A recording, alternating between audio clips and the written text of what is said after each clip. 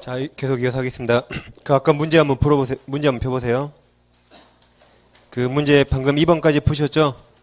이제 3번부터 같이 한번 해보겠습니다. 자, 3번은 갑이 1만 제곱미터 토지죠? 1만 토지를 을에게 매도한 계약을 체결했다. 다음 중 옳은 겁니다. 그럼 아까 매도인 담보 책임은 악의도 행사할 수 있는 건 전해 일감 실손에 기억하시면 돼요. 나머지는 다 선의만. 1번 토지이자 전부 동그라미세요. 전부. 전부가 평소이고 갑이 이를 을에게 이전하면 되죠. 근데 이전할 수 없는 경우 악이 나왔죠. 그럼 악의 을은 계약 해지할 수 없다. 틀렸죠. 전해. 해지할 수 있죠. 자, 2번은 토지자 2000제곱미터 동그라미세요. 씁니다. 그냥 일부. 이게 만 중에 2000제곱미터가 일부가 평소이고 갑이 2000제곱미터 이를 을에게 이전할 수 없는 경우 악의 을은 일감 대금감액 청구할 수 없다. 틀렸죠? 일감 청구할 수 있다.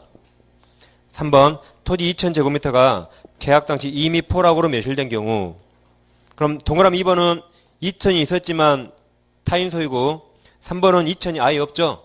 이게 수량 부족 2000이 아예 부족하죠. 그러면 선의만 행사할 수 있다. 그래서 악이 나왔잖아요. 제일 끝에 있다가 그냥 틀렸어요. 뭐든지 알 수 없다. 선의만 할 수 있다. 다음 4번은 이 잘린 게 이쪽에 있어요. 빨간색이 좀 빨간색 밑줄이 잘린 겁니다. 예, 4번을 보시면 그러니까 저기 칠판 보시면 토지 위에 설정된 지상권, 용의권이 있네요. 지상권에 인해서 계약 목적을 달성할 수 없는 경우 그럼 선의만 악의 을도 계약 해지할 수 있다. 틀렸죠? 전해일감 실손행 아니니까 선의만 할 수 있다. 그래서 3번과 4번은 악의는 있다. 무조건 틀린 겁니다. 그 다음 5번 토지에 설정된 저당권 실행이죠. 실행으로 을이 그 토지 소유권을 취득할 수 없게 된 경우 악의죠. 악의 을은 실손해 계약 해제뿐만 아니라 손해배상 청구할 수 있죠. 그래서 5번이 맞았고 이게 이제 작년 시험 정답으로 나온 거죠. 실손해가. 그 다음 4번 문제. 4번은 갑을병 나왔죠. 그리고 옳은 거예요? 틀린 거예요? 4번 갑을 나오고 틀린 거 그랬잖아요. 그럼 몇 번이 답이라고요? 이제 4번이었으니까 몇 번이 답이겠어요? 그쵸, 5번이 답입니다. 그럼 이제 4번은 사례 읽을 때 소유자에 잘 체크하시라 했어요. 자, 갑은 건물 소유 목적으로 동그라미 쳐보세요. 을 X토지 동그라미. 을 X토지를 임차. 그럼 우리 토지 임대인이죠. 갑이 임차인. 임차에서 그 위에 Y건물 신축. 그럼 갑 밑줄, Y건물 밑줄. Y건물은 누구 거예요? 갑 소유. 다시 Y건물은 갑 소유. 동그라미 친 X토지는 을 소유. 이렇게 체크해야지 문제를 두 번 알건다 그랬어요. 다시 Y건물 신축안을 사용하겠다. 다음 설명은 틀린 거죠. 그러니까 이렇게 틀린 거 나오면 4번 5부터 읽으세요. 그래서 5번 한번 봐보세요. 갑이 Y건물의 근저당권을 설정한 경우 임대차 기간이 만료하면 갑은 을을 상대로 지상물 매수청구권 행사할 수 있죠. 근저당권이 있어도 할 수 있다 그랬죠. 그래서 5번이 틀렸습니다. 그럼 자 1번 Y건물이 무허가 건물이더라도 특별한 사정이 없는 한 갑의 지상물 매수 청구 대상이 될 수 있죠. 2번은 갑의 차이 면체 채무불이행. 그럼 제일 끝에 지상물 매수 청구 행사할 수 없습니다. 3번 임대차 기간 정함이 없는 경우 을 임대인 을이 해지 통과하면 그럼 6개월 지나면 된다 그랬죠. 그럼 갑은 지상물 매수 청구할 수 있죠. 문제는 안 나왔지만 계약갱신 요구 없이 바로 할 수 있다 그랬죠. 그래서 5번만 틀렸습니다. 그 다음 5번 문제. 임대차 설명 옳은 거죠. 1번 임차인은 임대인에서 필요비 청구할 수 있죠. 없다 틀렸고 3번 건물 임대차에서 임차인이 증축 부분에 대한 원상회복 의무를 면한 대신 그 다음 유익비 동그라미세요. 유익비 상환 초용권 포기 동그라미. 아랫줄 약정. 그럼 필요비 유익비 임의규정 포기할 수 있죠. 그래서 뒤에 유효 맞았습니다. 3번이 정답이고 4번은 오늘 안 했으니까 아직 안 봐도 돼요. 자, 아무튼 이렇게 하시고 이제 민사특별법 중에 주택임대차법을 하겠습니다.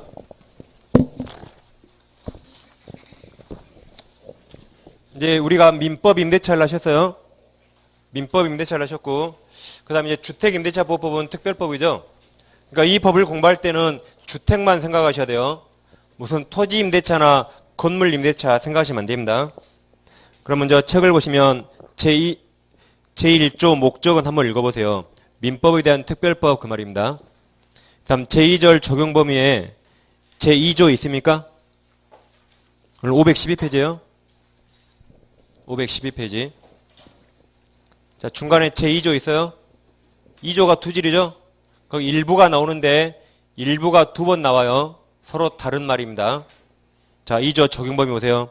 이 법은 주거용 건물 가로열고 이하 주택이죠. 주택의 전부 또는 일부 나왔죠. 일부 임대차에 관하여 이를 적용한다. 여기서 일부란 아파트라면 아파트 전체를 빌릴 수 있죠. 방 한 칸만 잠만 자실 분 빌릴 수 있죠. 그 일부예요.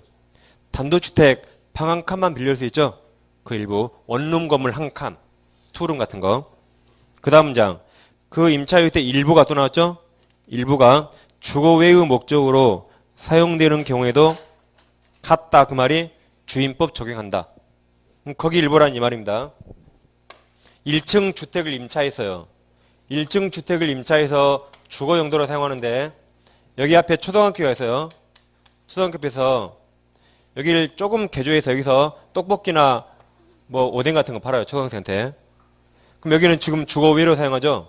주거위로 사용하더라도 주 용도가 주거용이면 여기까지 주임법 다 적용한다 이 말입니다.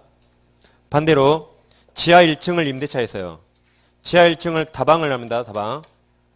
근데 방 두 칸이 있어서 종업원이 여기서 먹고 자고 살아요.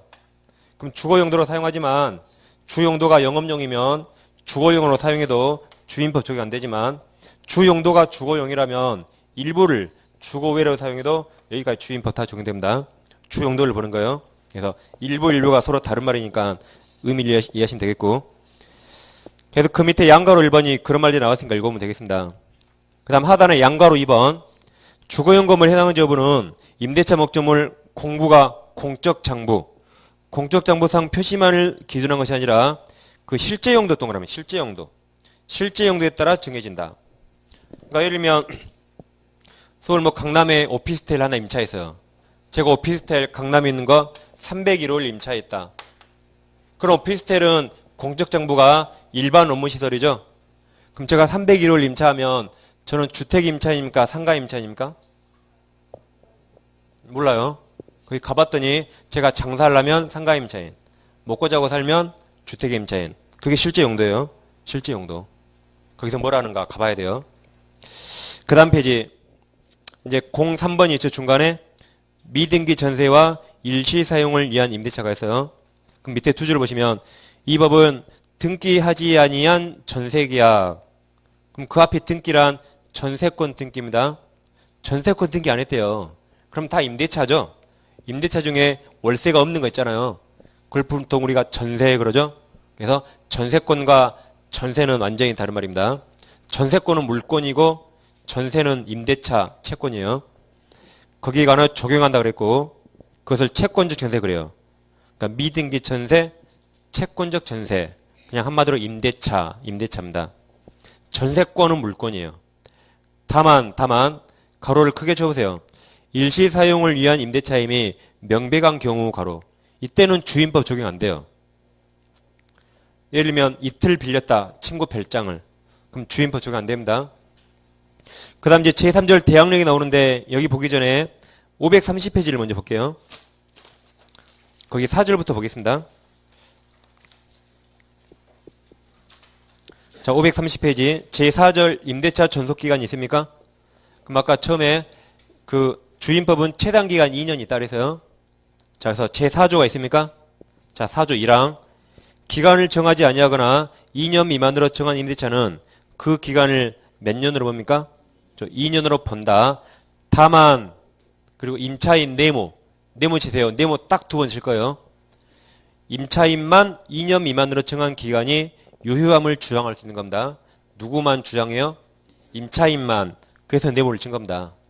그 다음 2항 임대차 기간이 끝난 경우에도 임차인이 보증금 반환할 때까지 계속 살 수 있겠죠? 임대차 존속된 것을 보는 겁니다. 그럼 1항을 보셨죠? 자, 그럼 갑소유의 주택을 우리가 주택 임대차 있습니다. 그럼 갑이 임대인, 을이 임차인. 임대차 계약하면서 갑과 을이 기간 약정 안 했대요. 기간 안 정할 수 있죠. 깜빡 잊고. 그러면 2년으로 본다 그래서요. 갑과 을이 기간을 3년 약정했대요. 3년 약정하면 2년이 됩니까? 2년이 돼요? 그냥 3년입니다. 최단만 있어요. 최소 2년 이상. 영구 설정 가능하죠. 최장 제한 없어요. 3년이 유효. 그래서 을도 3년 살아야 되고 갑도 3년 살게 해줘야 됩니다. 근데 이번에는 갑과 을이 1년 6개월 약정했어요. 1년 6개월. 그럼 몇 년으로 본다? 2년으로 본다. 그래서 갑과 을이 1년 6개월 약정했거든요. 1년 6개월 되니까 갑이 을한테 너 나가 그래서요. 그럼 을은 안 나가도 되죠? 2년 주장해서 안 나가도 됩니다. 이번에는 이쪽 임차인 찾기가 힘들어요. 그래서 1년 6개월 약정해서 을이 나가려고 그러니까 갑이 그래요. 야, 너 혹시 주임법이 뭔지 아니? 주임법에서 기간을 정하지 않거나 2년 미만으로 정하면 2년으로 보기 때문에 너 나가지 마 그랬어요. 2년 살고 나가 그랬습니다. 그럼 을은 못 나갑니까? 그때 멍청한 놈은 다만 단서를 모르구나. 단서에서 임차인만 2년 미만이 유효함을 주장할 수 있죠. 그래서 임차인은 이거 주장해서 나갈 수 있습니다. 그러니까 임차인만 선택해요. 임차인만 약정기간이나 2년 임차인만 선택하고 임대인은 선택 못합니다. 임대인은 임차인이 하는 대로 그대로 내버려 둬야 돼요. 그래서 두 가지를 주장할 수 있는 겁니다. 임차인만. 그럼 임차인이 만약에 이 사익기간 1년 8개월 산다고 주장할 수 있을까요? 1년 6개월 약정했죠? 2년으로 보죠. 그럼 1년 8개월 산다고 임차인이 주장할 수 있어요? 안 돼요, 이거. 안 됩니다. 약정을 지키거나 법이 그 보장을 주장해야겠죠? 사익기가 마음대로 주장하는 거 아니에요? 근데 대부분 주장할 수 있다라고 잘못 알고 있어요. 대부분 중개사들이. 그래서 내가 을이라면 그냥 이렇게 살고 나가면 돼요. 아무도 모르니까 자세히. 근데 안 되는 겁니다. 임차인이 뭐 자기 마음대로 왔다 갔다 하는 거 아니에요. 약속했으니까 약속을 지키거나 법에서 보장한 기간을 주장하거나 해야죠. 그죠? 근데 그냥 나가면 돼요. 모르니까 아무도. 이 보여주면서 나간다면 아무도 그래요? 그럽니다. 그 다음 이제 02번 묵시역갱신 있죠? 법정갱신. 제6조가 있어요. 이제 법정갱신을 보시면 법정갱신은 이런 말입니다. 주택임대차를 3년간 냈다 해보세요. 3년. 그럼 이제 임대인은 기간 끝나기 6개월 전부터 1개월 전까지 이때 임대인은 무슨 통지를 해야 돼요. 이때 반드시 6개월 전부터 1개월 전까지 이때 해야 됩니다. 둘 중에 하나겠죠. 기간 끝나면 나가세요. 또는 기간 끝나고 더 살려면 월세나 보증금 올려주세요. 그 말을 반드시 이때 해야 돼요. 끝나기 6개월 전부터 1개월 전까지. 이때 한 거 효력 없습니다. 그 전에 한 거 효력 없어요. 그 다음 임차인은 1개월 전까지예요. 임차인은 기산점이 없어요. 그냥 계약 일부터 1개월 전까지 아무 때나 통지하면 돼요. 임차인도 통지가 두 개겠죠. 기간 끝나면 나간다. 보증금 주매라. 기간 끝나고 나를 잡으려면 월세 깎아줘 뭐 그런 것들. 그래서 기산점은 기산점이 없어요. 얘는 계약 일날 해도 유효고 1개월 전까지 유효입니다. 근데 임대인은 반드시 6개월 좀 돼야 돼요. 이렇게. 그래서 임대인도 이때 아무런 통지가 없고 임차인도 여기까지 아무런 통지가 없으면 기간 끝나면 자동으로 법정인신 됩니다. 그때 보증금 월세는 똑같아요. 돈은 똑같습니다. 그렇지만 기간은 3년 똑같은 게 아니라 기간은 2년으로 본다. 그렇지만 돈은 똑같아요. 그러니까 이 임대인은 5년간 월세 보증금을 10원도 못 올린 겁니다. 아시겠죠? 그리고 이제 법정갱신이 됐을 때 그때 임차인만 언제든지 나간다고 해지할 수 있어요. 그럼 임대인에게 시간을 줘야겠죠? 임대인에게 3개월 시간을 주미고 이때 나갈 수 있는 겁니다. 언제만 할 수 있어요? 법정갱신 됐을 때만. 법정갱신 됐을 때. 자, 이 내용을 확인해 보겠습니다. 그럼 제6조가 있죠? 제6조 1항. 1항은 임대인 동그라미. 임대인이 그 다음 가로 쳐보세요. 가로. 임대차 기간 끝나기 6개월 전부터 1개월 전까지 가로. 까지 기간에 임차인에게 갱신거절 통지 그 말이 나가. 통지를 하지 아니하거나 다음 계약 조건을 변경하지 아니하면 그게 돈 안 올려주면 갱신하지 아니한다는 뜻의 통지를 하지 아니한 경우에는 그냥 아무 말 없는 경우 그 말이죠. 그 다음 그 기간이 끝난 때 전 임대차와 동일한 조건 써 있습니까? 그 동일한 조건이 돈이요. 돈. 보증금 월세. 돈입니다. 돈. 보증금 월세. 동일한 조건으로 다시 임대차 것으로 본다. 누가 봐요? 법에서 이게 법정이지. 그 다음 문장 임차인 동그라미. 그리고 가로칩니다. 임대차 기간 끝나기 1개월 전까지 가로. 통지하지 않은 경우에도 또 한 갖다가 법정인신 된다. 이항 이러한 경우 임대차 전환기간은 2년으로 본다. 네, 3번 2기 동그라미.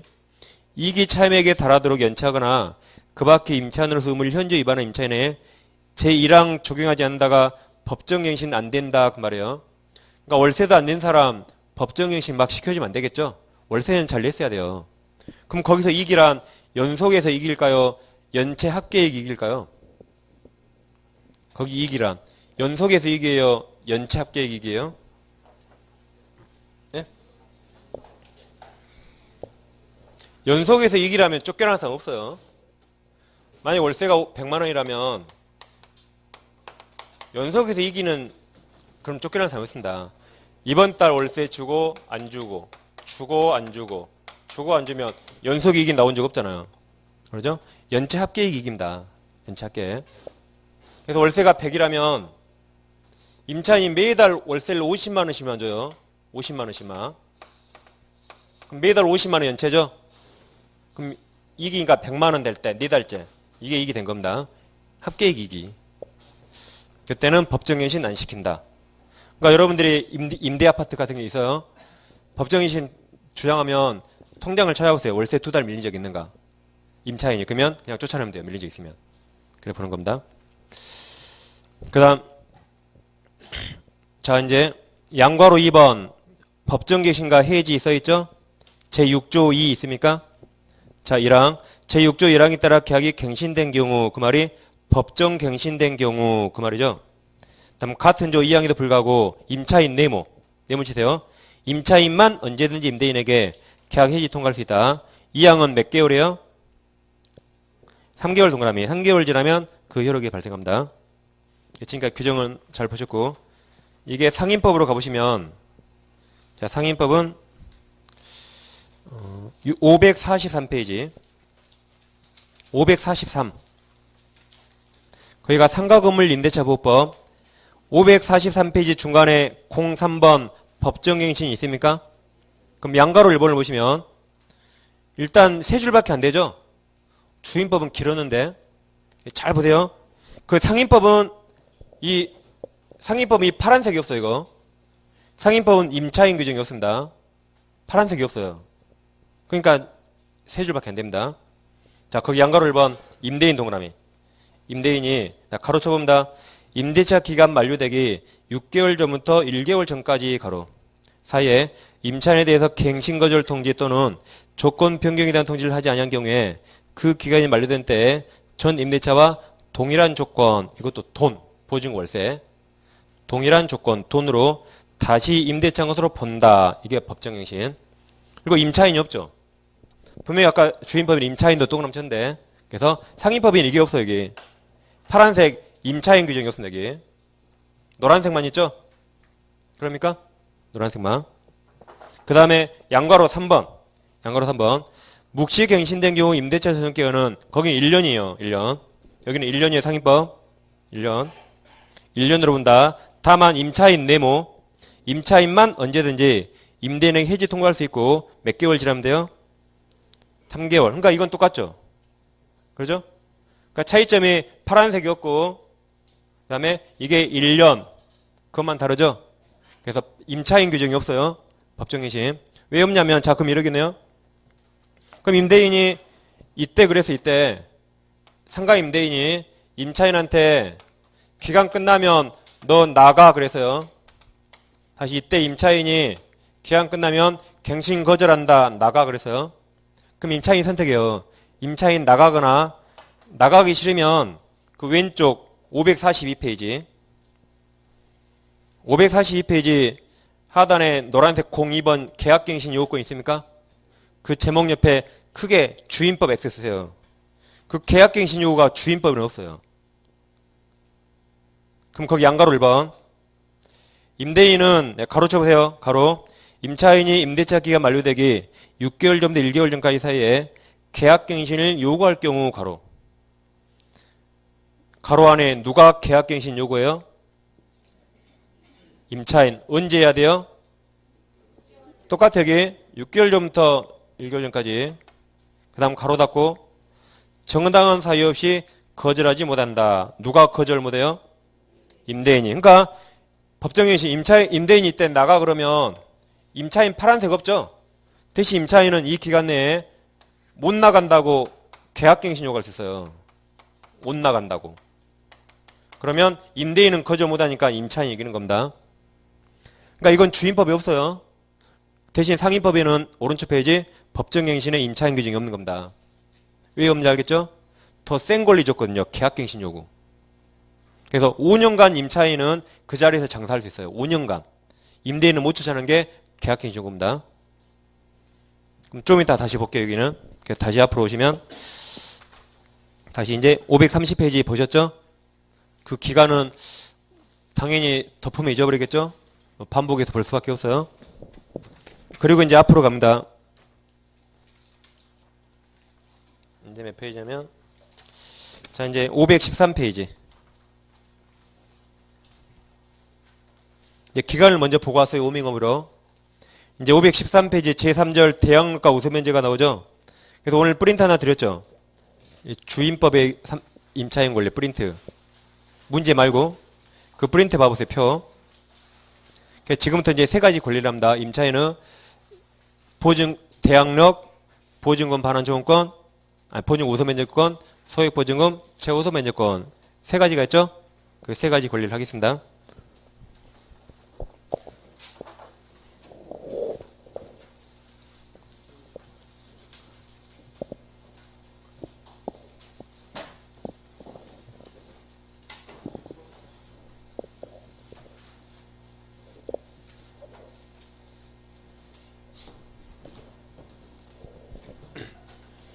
일단 그 표에서 표 다 있으시죠?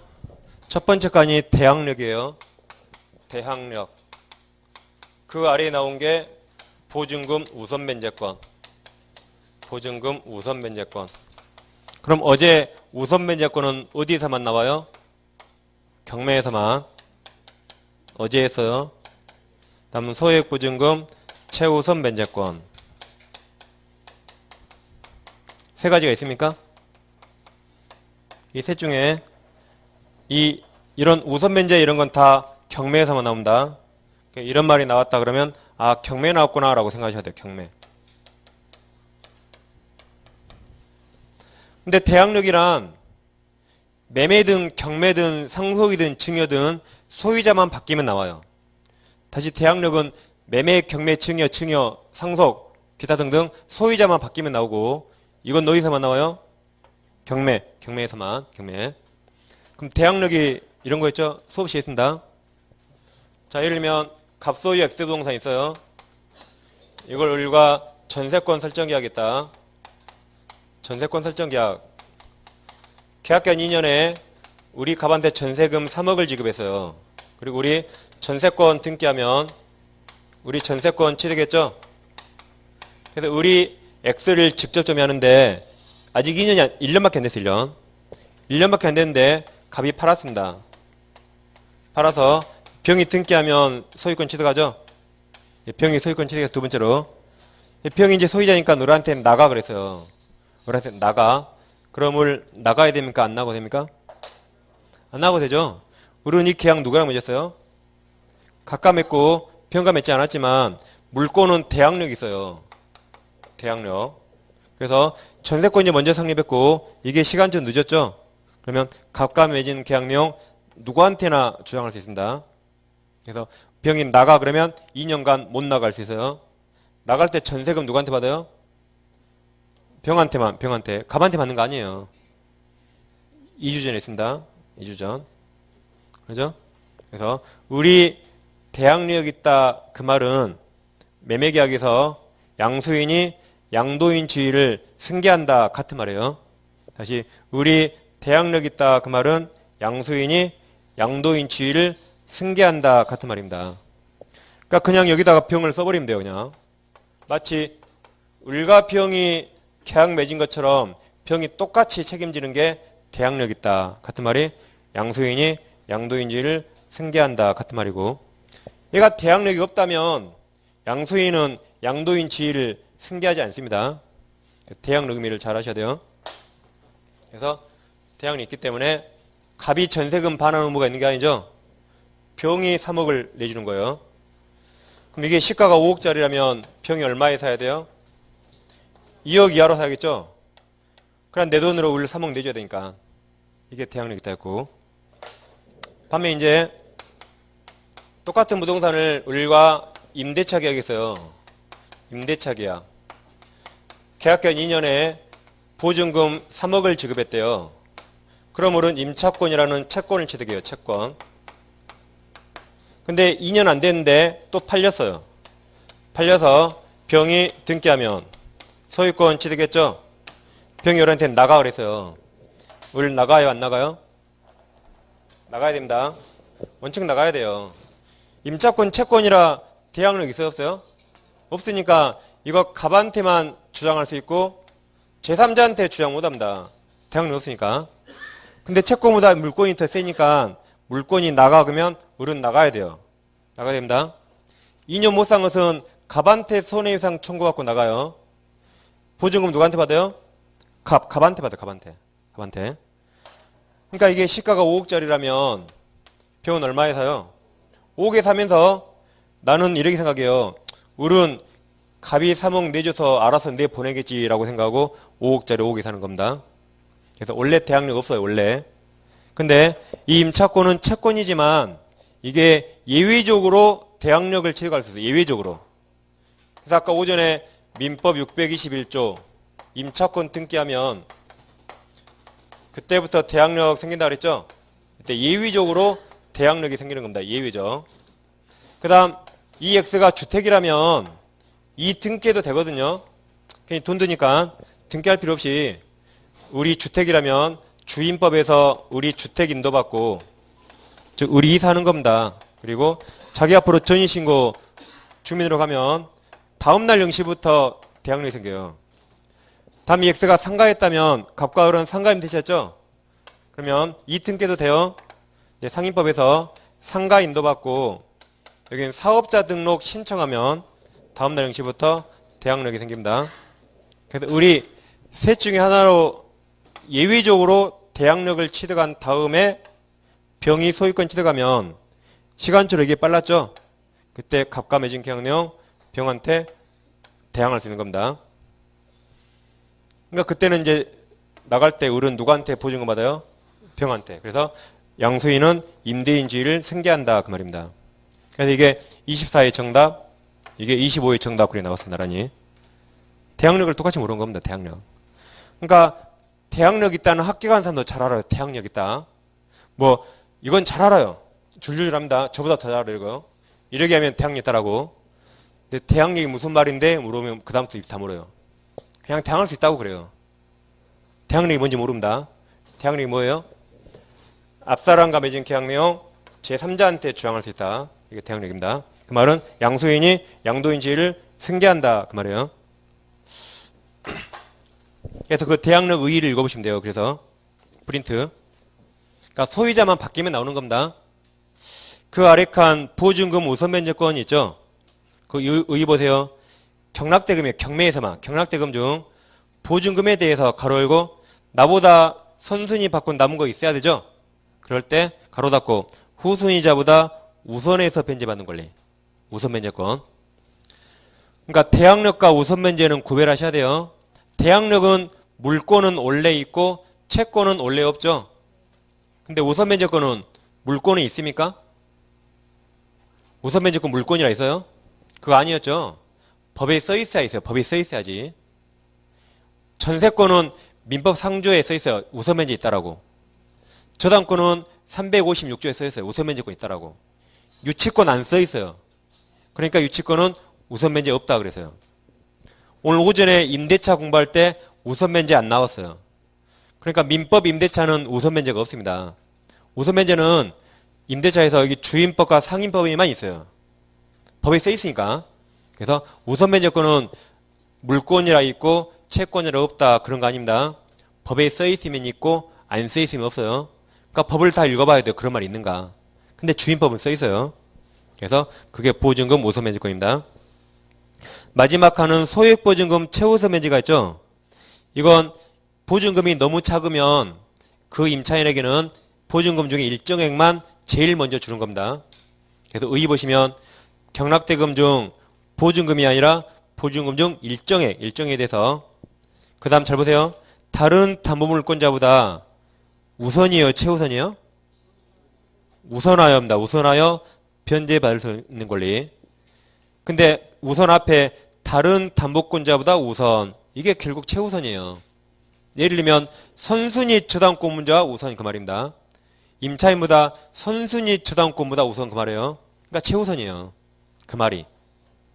그러니까 법에는 이 최란 말이 없어요. 법에는 다 우선면제입니다. 법에는 그냥 다 우선면제니까 그 까칠한 출제자는 최를 안 써줘요. 혼동하라고. 친절한 사람은 최를 써줍니다. 최가 없더라도 둘 중에 뭔가 구별하셔야 돼요. 뭐로 구별해요? 소액 그러거나 거기처럼 보증금 중 일정액 나오면 아 최우선이구나 라고 하셔야 돼요. 아 최우선이구나. 그냥 우선이 아닙니다. 의의를 보셨고 이제 오른쪽 요건이 있죠? 그럼 이 세 가지 권리를 인정받으려면 어떤 요건을 갖춰야 되는가? 먼저 대항력을 인정받으려면 대항 요건을 갖춰야겠죠? 대항 요건이 주택 인도, 즉 주택 점유, 이사하면 이사하고 주민 들어가면 돼요. 주민 들어가면 전입신고 같은 말입니다. 그럼 이게 대항 요건이고 대항 요건을 갖추면 대항력은 다음날 2길이 다음날이에요. 다음날 0시부터 대항력이 생깁니다. 그러니까 대항 요건과 대항력 서로 다른 말이에요. 대항 요건을 갖추면 대항력은 다음날 0시, 다음 0시. 그 다음 보증금 우선면제 받으려면 일단 이 대항 요건을 갖춰야 돼요. 대항 요건. 일단 대항 요건은 갖추고 그 다음에 임대차 계약서에 확정일자를 찍으면 됩니다. 요즘 이런 거 인터넷으로 다 할 수 있어요. 인터넷으로 동사무소 주민센터 안 가도. 그래서 둘 중에 늦은 날 이게 생기겠죠. 다시 둘 중에 늦은 날 이게 생깁니다. 요건이 두 개니까. 그럼 대항 요건이 뭐예요? 주택인도와 전입신고. 그래서 이제 주민센터 갔어요. 동사무소 가서 저 확정일자 받으러 왔어요 라고 임대차 계약서 원본만 주면 돼요. 근데 공무원이 막 뭘 쳐보더니 컴퓨터를 쳐보더니 아직 선생님은 우리 동으로 전입신고 아직 안 하셨네요. 전입신고 안 했으니까 확정일자 못 찍어드려요. 나중에 이사하고 오세요. 그랬어요. 공무원이. 이사하고 오세요. 그럼 그냥 와야 됩니까? 확정일자 찍어 와야 됩니까? 찍어 와야 돼요. 전입신고 대항요건 안 갖춰도 확정일자 찍어줍니다. 공무원들이 뭘 잘 몰라요. 그래서 이사 안 해도 확정일자 찍어줘요. 이 날짜 아무리 빨라봤자 이 날짜가 늦으면 그때 생기거든요. 그러니까 전입신고 안 하고 확정일자만 찍어두면 아직 쓰레기예요. 아무 효력 없습니다. 뭐까지 해야 돼요? 이거까지. 그러니까 이거 찍어도 아무 상관없어요. 전입신고 안 해도. 그래서 전입신고 안 해도 찍어줍니다. 공무원이 안 찍어주면 그 공무원한테 뭐라 해야 돼요? 똑바로 하라고. 그리고 이제 여러분들이 중개할 때나 여러분들이 아파트 같은 거 임차하시면 오늘 아파트 임대차 계약서 썼어요. 그래서 여러분들이 중개하실 때 보통 아파트 임대차는 신혼부부가 많이 하죠. 그럼 신혼부부 세대기 꼭 똑똑해요. 얼마나 뭘 하는지 모르겠어요. 그래서 세대가한테 그렇게 말해야 돼요. 오늘 계약서 쓰시고 이사는 한 달 후에 간다 그러면 오늘 계약서 썼죠? 오늘 당장 가서 확정일자 받으시라고. 그럼 똑똑한 세대기 한마디예요. 뭐한디 동사무소를 2번 가요? 이사하고 전입신고하면서 찍으면 되는데 한 번에 뭐한디 2번 가요라고 합니다. 그러잖아요. 오늘 계약서 쓴 날 동사무소 가고 이때 동사무소 또 가란 말이잖아요. 그러니까 똑똑한 세력이 뭐 하는데 오늘 가요라고 합니다. 똑똑해서. 그럼 한마디 해주셔야 돼요. 당신 말대로 이사하고 가면 되는데 이사하고 나니까 계약서가 안 보여요. 어디 처박혔는가? 그러면 확정일자 못 찍습니다. 그러다가 하루 이틀 미뤄요. 그러다가 나도 모르게 우리 집에 경매 나와 있어요. 그러면 안 찍었으니까 우선면제권 없으니까 10원도 못 받고 쫓겨나는 겁니다. 알면서도. 그러니까 계약서 쓴 날 그날 바로 가서 그냥 찍으시라고요. 그날 바로 가서. 근데 공무원이 안 찍어지면 한마디 더 하라고요. 이것 찍어도 아무 일 없고 내가 다음에 이사하고 이거 하면 그 다음날 0시에 대항력 생기고 우선면제권 같이 생기니까 뭐 좀 똑바로 알고 하라고 한마디 딱 해줘야 돼요. 그래서 확정일자 저거 찍는데 2분도 안 걸려요. 근데 저 간단한 거 안에서 경매 나오면 우선면제권이 없어서 10원도 못 받고 쫓겨나는 사람 엄청 많습니다. 경매 사건 보면. 그 다음 최우선 면제 받으려면 일단 법이 정한 소액 임차인에 해당하면서 그 다음에 여기도 대항 요건을 갖춰야 돼요. 그러니까 대항 요건은 세 군데 다 들어가죠. 이게 대항 요건이죠. 여기도 대항 요건, 대항 요건. 그럼 확정일자는 어디만 들어가요? 확정일자. 최우선 요건 아니에요. 확정일자는 무슨 요건이에요? 우선면제. 우선면제. 그래서 황우석 외우세요. 황우석이라고. 예전에 서울대 줄기세포 황우석 박사 사기꾼 있었어요. 황우석이라고. 얘는 성이 최씨라 확정일자 필요 없어요. 얘는 최우선 최씨니까. 황우석. 시험에 가끔 잘 나옵니다. 확정일자는 최우선 요건이다. 틀려요. 우선면제. 황우석. 그래서 이걸 갖추면 세 가지 힘이 생기는 겁니다. 그 다음 브레이트 제일 오른쪽에 그럼 도대체 이 요건을 언제까지 갖출 것인가? 경매 다 끝났는데 갖추면 되겠습니까? 안 되겠죠? 그래서 마지막에 요건을 갖춰야 할 시기가 있어요. 그럼 대항력은 동그라미 1번과 2번으로 나눴죠? 제가 어제 경매 그러면 항상 뭘 떠올라 그랬죠? 경매 그러면 말소기준권리. 다시 경매 그러면 무조건 말소기준권리. 무슨 법이든 민법이든 등기법이든 주임법이든 민사집행법이든 경매 그러면 무조건 말소기준권리요. 최선순위 저당권. 그래서 대항력은 동그라미 1번과 동그라미 2번으로 나눴어요. 도대체 대항력을 언제까지 갖춰야 되는가? 그게 문제됩니다. 그럼 소유권 변동 원인을 나눠서 매매 등 법률행위로 바뀔 때와 경매로 나눠서요 지금. 그럼 매매로 소유자 바뀌면 매수인, 양수인 앞으로 등기하겠죠? 양수인 등기보다 대항력이 더 빨라야 돼요. 대항력이 더 빨랐어야 그래야 그 매수인한테 대항할 수 있습니다. 대항력 갖췄더라도 새로운 집주인보다 늦게 갖추면 대항 못해요. 그 다음 경매 그러면 항상 뭘 떠올라요? 말소기준권리. 말소기준권리보다 대항력이 더 빨랐어야 그래야 새로운 집주인이 경락인이죠. 경락인한테 대항할 수 있고 대항력 갖췄더라도 말소기준권리보다 늦게 갖추면 경매 나오면 대항력 소멸합니다. 그러니까 대항 못해요.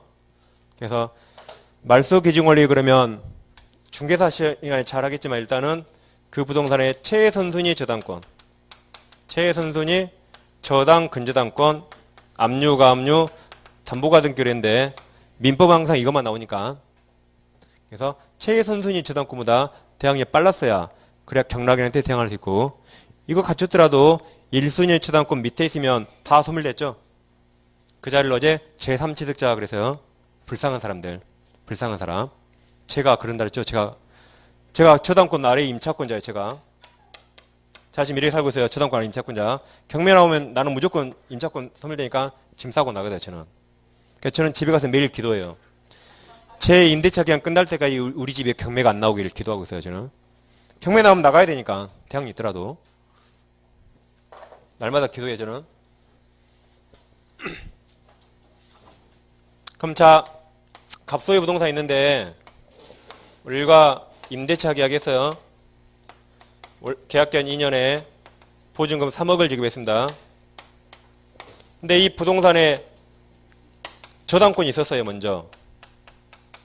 그 다음에 임차인이 대항력을 취득했습니다. 그래서 살고 있는데 중간에 매매로 소유자가 바뀌었어요. 병이 세 번째로 소유권 취득 등기했다. 그럼 을은 갑과 맺은 계약 내용 병한테 대항할 수 있습니까?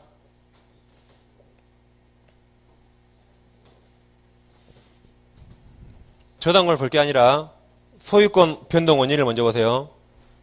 매매죠? 매매면 저당권 필요 없고 얘 등기보다 대항력 빨랐죠? 그러니까 대항할 수 있는 겁니다.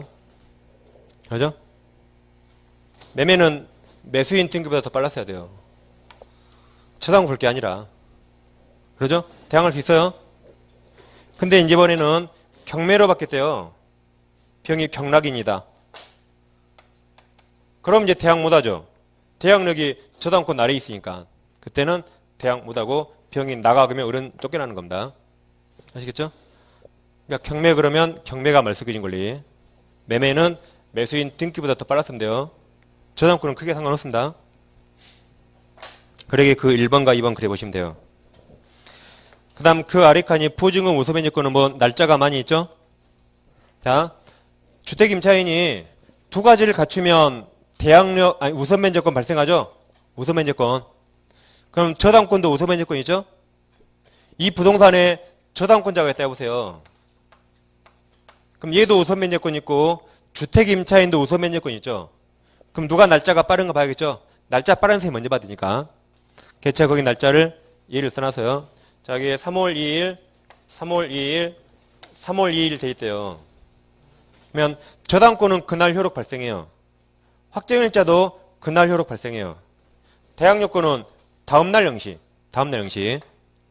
그러니까 이 임차인은 대항력이 3월 3일 영시죠. 대항력 3월 3일 영시. 우선면제는 뭐가 늦어요? 3월 3일 영시. 두 개가 우선면제 요건이니까 늦은 날. 그러니까 이 임차인은 3월 3일 영시에 대항력과 우선면제 같이 취득했어요. 저당권은 3월 2일. 그럼 얘가 하루 빠르네? 그래서 경락대금에서 저당권이 먼저 돈 다 받고 남은 거 있을 때 임차인이 받는 겁니다. 하루 빠르니까. 하루. 둘 다 우선면제 있잖아요. 날짜 빠른 사람, 날짜 빠른 사람. 걔 첫 번째 그 줄이고. 두 번째는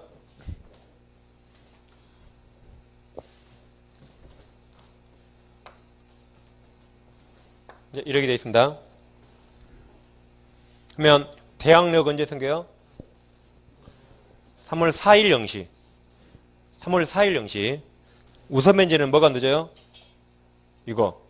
그러니까 이 임차인은 3월 4일 영시에 대항력과 우선면제권을 같이 취득해요. 3월 4일 영시에. 대항력 우선면제권. 얘는 3월 4일이죠? 그러면 얘는 3월 4일 영시고 등기소 아침 9시 문 열죠? 그러니까 임차인이 빠른 겁니다. 9시간. 등기소 아침 9시 문 여니까. 그래서 임차인이 더 빨라요. 그래서 경락대금에서 임차인이 다 받고 남은 거 있을 때 이자가 받고 임차인 돈 받고 남은 거 없으면 못 받아요. 우선면제란 날짜 빠른 순으로 받는 거니까. 그 다음에 이렇게 돼 있다면 대항력 언제 발생해요? 3월 4일 영시. 3월 4일 영시. 그러면 우선면제는 3월 5일. 3월 5일. 저당권 3월 5일. 그럼 동사무소 아침 9시 문 열죠. 여기도 아침 9시. 누가 먼저 하는지 모르니까 이땐 동순이에요. 임차인과 저당권자가 동순이. 그러게 그 우선면제 그 시간을 보면 되겠습니다. 그 다음 이제 마지막 소액보증금 최우선면제권은 일단 나중에 좀 이따 법의 소액 금액을 볼 거예요. 소액이면서 대항력권을 갖죠. 대항력. 대항력. 그럼 이 대항력을 언제까지 갖춰야 할 것인가? 대항력을 언제까지 갖춰야 되냐면 경매신청 등기 전까지요. 경매신청 등기 전까지 갖춰야 한다. 그래서 굵은글씨가 어디에 대세요? 등기 전, 등기 전. 시험은 등기를 쏙 빼고 내요. 경매신청 전까지 그럼 틀립니다. 경매신청 등기 전, 등기 전. 그래서 등기 전 내보세요. 경매신청 등기 전 내보세요. 이렇게 등기 전. 경매 등기 전. 그러니까 다 시험은 포인트가 있다 그랬죠? 등기를 쏙 빼고 내니까 등기 전. 어떤 분은 나는 다 외워버려야지. 나는 외우는 게 취미라. 그래서 어떤 분이 이 등기를 외웠어요. 등기법에서 등기가 많이 나오잖아요. 헛갈리니까 기발에 외우는 방법도 이 6글자라 이것도 6글자 이렇게 외웠어요. 혼자 뿌듯해 있습니다. 혼자 6글자, 6글자 기발해요. 근데 시험에는 경매 개시결정 등기라고 나왔어요. 그럼 몇 글자예요? 8글자니까 틀렸다 그랬어요. 같은 말이에요, 이거. 같은 말입니다. 그러니까 등기전 이게 포인트예요, 등기전. 등기전. 아셨죠? 그래서 최소한 경매 신청 등기 전까지 대항력 갖췄어야 최우선 해준다 그랬어요. 그래서 일단 여기부터 확인해 보면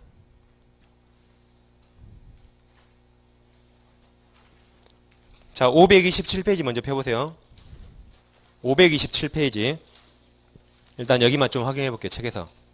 527페이지. 하단에 05번 소유보증금 임차인 있습니까? 제8조 있죠? 제8조 1항 임차인은 보증금 중 일정액을 다른 다목권자보다 우선, 최우선이에요.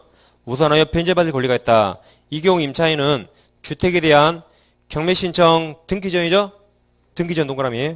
등기 전에 3조 1항 요건이 대항 요건이에요. 대항 요건을 갖춰야 한다. 언제까지? 등기 전까지. 그리고 거기다 써놓습니다. 360페이지라고. 등기 전 동그라미 쳤죠? 그래서 360페이지 써보면. 그리 가보세요. 360페이지.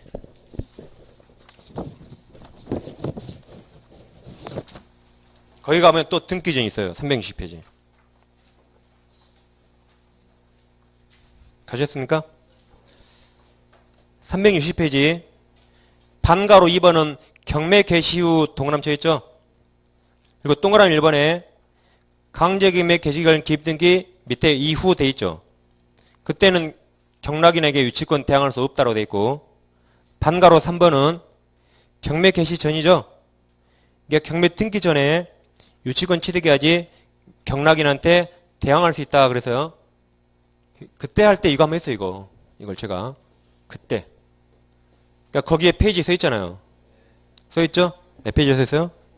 570, 510 몇 페이지인가 써 있습니다. 그러니까 그때 뭐라 그랬냐면, 건물이 경매에 나오면 가짜 유치권자가 달라붙어요. 가짜 유치권자. 그러니까 가짜 유치권을 사전에 없애기 위해서 경매 등기 후에 나타난 유치권자는 진짜 유치권이어도 경락인한테 대항할 수 없다 그랬어요. 가짜를 애초에 폐지하기 위해서. 그 다음에 아파트가 경매에 나오면 가짜 소유임차인 나타나. 가짜 소유임차인. 그 가짜를 아예 없애려고 이건 법에서 경매 등기 후에 대항력 갖추면 최우선 못 받아요. 경매 등기 전까지 갖춰야 최우선 받을 수 있다고 했죠. 가짜를 애초에 폐지하려고. 그때 같이 했던 겁니다. 취지가 똑같아요. 유치권은 법이 없으니까 판례를 인정했고, 주인법은 법에 있으니까 판례가 인정할 필요 없죠. 그때 똑같다고 같이 봤어요, 그때.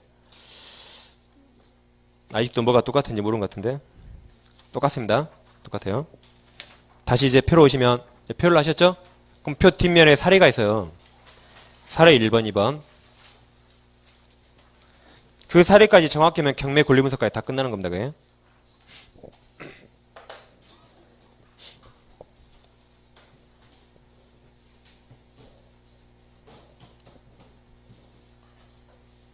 그럼 사례 1번을 보시면,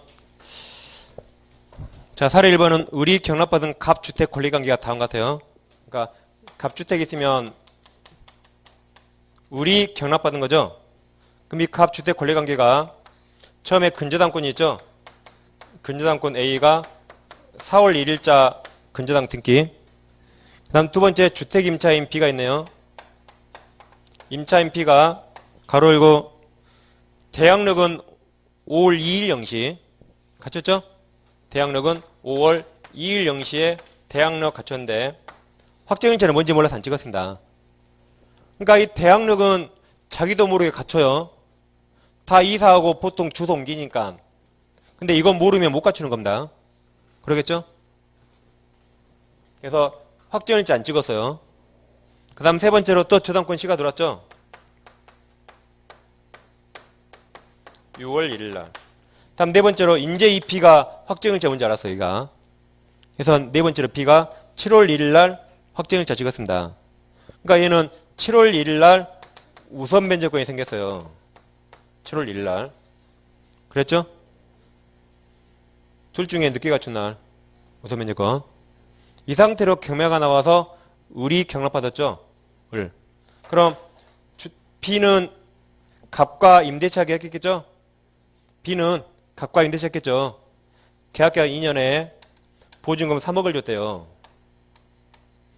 그러게 살고 있는데 경매 나와서 을이 경락받았잖아요. 그럼 B는 을한테 대항력 있습니까? 없습니까? B는 을한테 갑과 맺은 계약 내용 대항할 수 있어요? 없어요? 예? B는 대항력 있다 없다? 예? 찍지 마시고 소유권 변동이 소유권이 어떻게 변동했어요? 소유권이 어떻게 변동 원인이 뭐예요? 경매죠? 그럼 뭘 보시라고요? 말소기준 권리. 바로 위에 써놓고 제가 지금 물어보고 있어요. 그러면 누가 경매 신청했든 간에 이게 1순위 저당권이죠?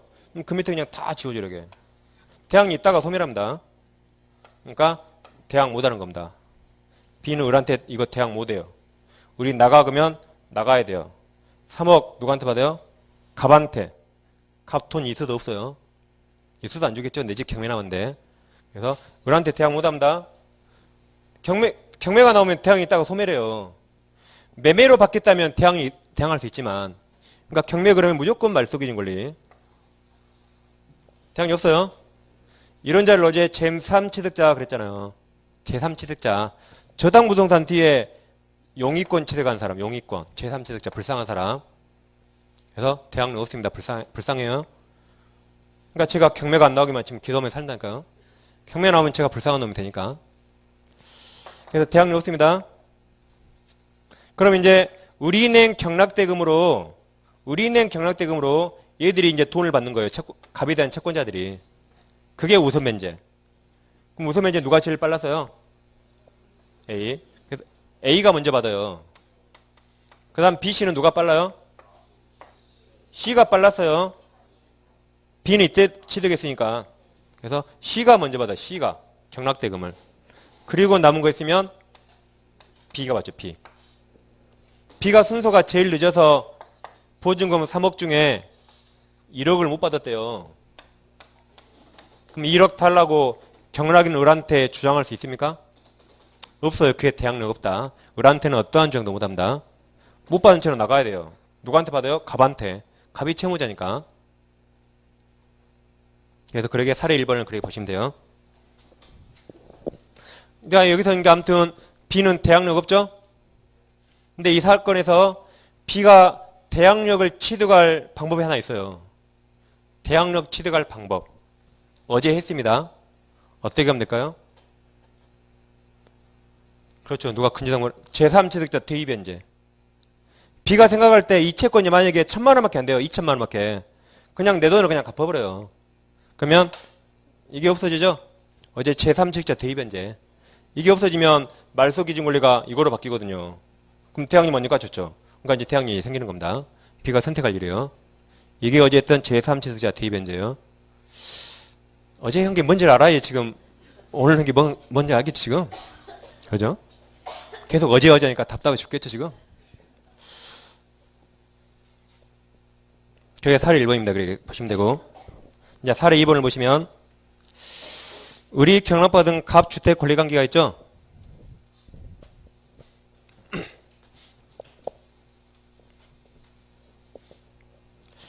다시 이제 갑주택이 있는데 이걸 을이 경락받았습니다. 근데 이 권리관계가 먼저 주택임차인 B가 대항력 갖췄네요. 5월 2일 0시에 대항력 갖췄어요 이제. 근데 확정일자는 안 찍었죠? 그러다가 선순위 근저당권이 나왔어요. 6월 1일. 이제 B가 확정일자를 찍었어요. 세 번째로. B가 7월 1일 날 확정일자를 찍어서 7월 1일 날 우선 면제권이 생겼습니다. 그럼 이대로 경매 나오면 이제 B 대항력 있죠. 이게 말소기준 권리 밑으로만 소멸하니까 얘는 안 지워져요. 그래서 B가 갑과 주택 임대차 했겠죠. 계약기간 2년에 보증금 3억을 지급했다면 이제 대항 안 지워지니까 대항력 있잖아요. 그때는 경락인한테 갑과 맺은 계약 내용 대항할 수 있습니다. 그래서 우리 나가 그러면 B는 2년간 못 나가 할 수 있어요. B 나갈 때 3억 누구한테 받아요? 을한테. 그게 대항력이죠. 새로운 소유자에게 보증금 받는다. 대항력. 그럼 우리가 을이라면 이 주택의 시가가 5억짜리예요. 그러면 이런 사람이 있으면 내가 얘 나갈 때 내가 3억 내줘야 되죠. 그럼 얼마 이하로 경락받아야 돼요? 2억 이하로. 그러니까 5억부터 경매가 시작되면 계속 경매 유찰을 해서 2억 밑으로 떨어질 때까지 기다렸다 받아야 돼요. 그래야 번정이 되겠죠? 그게 아까 대항력 있잖아요. 대항력. 그럽니다. 그래서 B는 대항력이 있는 겁니다. 그러니까 이런 사건은 실세가는 별로 없습니다. 이게 은행이라면 은행은 선순위 임차인이 있으면 절대 돈 거의 안 빌려줘요. 은행은 거의. 근데 이제 이론상 가능하다 이 말이죠. 아니 보증이 얼마 되면 빌릴 수 있죠 은행이. 그죠? 그래서 이때는 대항력이 있는 겁니다. 근데 이제 여기서 이제 다음 볼 것이 이 최선순위 대항력 있는 임차권자는 우선 면제도 갖췄죠. 그럼 이 최선순위 임차인이나 전세권자는 선택할 수 있어요. 가만히 있으면 1억에 살아남죠. 근데 나 경매 나오는데 살기 싫다 그러면 대항력 포기하고 우선 면제 받고 돈 받고 나갈 수가 있어요. 그래서 B가 나 대항력 2년 사는 거 포기하고 돈 받고 나가겠다라고 배당요구를 합니다. 배당요 하면 이것도 소멸돼요. 다. 그러면 우리 인수한 돈이 10원도 없는 겁니다. 그때 을은 5억짜리 5억에 경락받아도 대강돼요. 반전. 인수한 돈이 10원도 없으니까. 그래서 B가 돈 받고 나간다 그러면. 그럼 이제 B가 돈 받고 나간다 그랬죠? 그건 이제 우선 면제예요. 그럼 누가 먼저 돈 받아요? A가 먼저 돈 받아요. B가 우선 면제가 늦었으니까. 그래서 을이낸 경락대금으로 A가 먼저 받아요. 그리고 남은 거 있으면 B가 받는 겁니다. 근데 B가 순위가 늦어서 A 받고 나니까 보증금 3억 중에 1억을 못 받았대요. 그럼 이 B는 원래 대항력 있었죠? 얘보다 빨랐으니까. 그럼 얘가 1억을 못 받으면 이 1억 달라고 다시 을한테 대항할 수 있어요. 이 1억 줄 때까지 못 나간다라고 다시 을한테 대항할 수 있습니다. 그게 사례 2번에 1, 2, 3 써 있어요. 사례 2번 있고 해설 1, 2, 3 있습니까? 제일 밑에 3번 보세요. 그러니까 B가 배당 요구하였으나 보증금 전액을 변제받지 못한 경우 B는 경락 을에게 다시 자신의 대항력을 주장할 수 있다가 되어 있죠. 그게 우리 책 520페이지 나왔어요. 520페이지. 520페이지 봐보세요. 제일 상단에 양괄호 1번 있죠. 폈습니까? 거기 대항력과 우선 면제권 겸유 동그라미. 그러니까 경매라면 지금 얘는 1순위 저당권보다 대항력 먼저 갖췄고 근데 우선 면제권은 늦게 갖췄어요. 둘 다 있죠. A보다 대항력 빠르고 A보다 우선 면제 느리고 둘 다 지금 갖췄잖아요. 그게 양괄호 1번입니다. 그럼 제일 밑에 반괄호 3번. 반괄호 3번 제목 보시면 배당 요구하였으나 보증금 전액을 이렇게 다 못 받았대 이렇게. 못 받았죠? 그럼 동그란 1번. 배당에 참가하여 우선 면제권 행사했으나 보증금 전액을 배당받지 못한 경우에 그 잔액 1억이죠? 그 잔액 1억에 대해서 경락인에게 대항하여 이를 반환받을 때까지 임대차 관계 존속을 주장할 수 있다가 다시 대항력 주장할 수 있다 이 말입니다. 아시겠죠? 그러니까 처음에 이게 좀 헷갈려요. 그러니까 이게 제가 지금 경매 이쪽만 딱 떼어서 보니까 여러분 논리적 흐름이 없는 겁니다.